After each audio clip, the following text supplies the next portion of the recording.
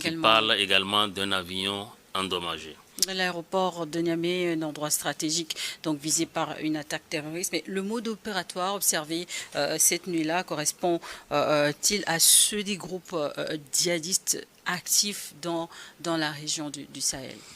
Disons que d'après les premières observations, plusieurs sources proches de l'enquête et même du dossier disent qu'en réalité, les djihadistes connaissaient très bien l'aéroport, puisqu'ils sont venus avec un plan bien détaillé et que c'est des gens qui connaissent très bien, qui savaient très bien où ils allaient et ce qu'ils voulaient faire.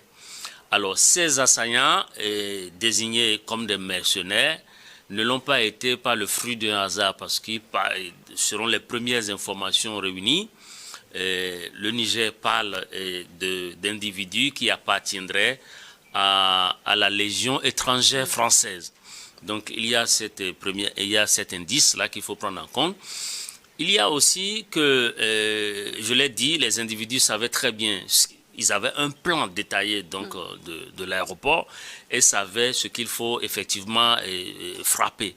Donc en présence, il faut dire que l'aéroport de Niamey quand même actuellement sont stockés là-bas quand même du yellow cake. On a environ 1000 tonnes de yellow cake qui sont bien protégés, mais dans des conteneurs et évidemment sur des camions.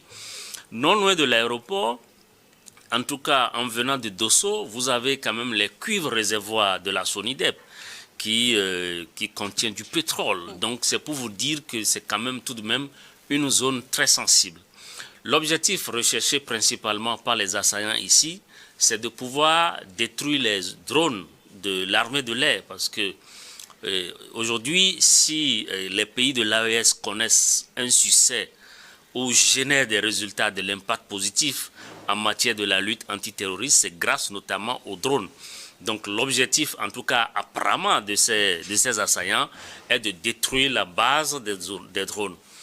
Parce donc infliger un coup dur à l'armée et réduire ses capacités opérationnelles.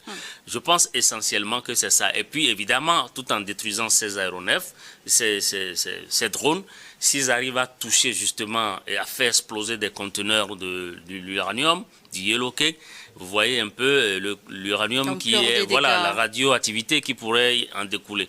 Donc je pense qu'il faut féliciter les forces nigériennes avec leurs partenaires russes qui ont pu promptement réagir. Et notons que les assaillants sont venus à moto, ce qui est une marque de fabrique ou un mode opératoire des groupes